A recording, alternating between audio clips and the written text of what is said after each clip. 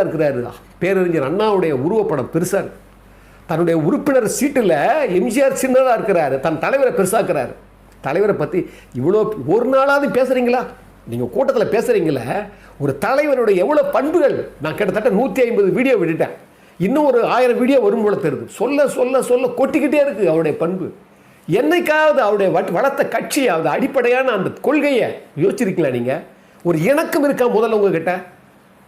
திரு எம்ஜிஆர் அவர்களுடைய வாழ்வியலை படிக்கிற போது கண்ணீர் வருது. எத்தனை இடத்துல கண்ணீர் வருது. யாருக்காக கட்சி ஆரம்பித்தார்? அவர் பாட்டுக்கு நடிச்சுக்கிட்டு அவர் பாட்டுக்கு சுகமாக இருந்துட்டு போயிக்கலாமே. என்னை நம்பின தொண்டர்களெல்லாம் அடிபடுறாங்க திமுக கிட்ட. என்னை நம்பின தொண்டர்களெல்லாம் வந்து வதைப்படுறாங்க.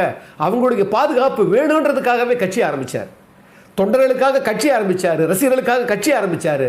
ஆனால் மக்களுக்காக அரசாங்கத்தை தர்மத்தோடவும் அறத்தோடவும் நேர்மையோடவும் நடத்தினார். அந்த வழி வந்திருக்கிறீங்களே சொல்லுவார்.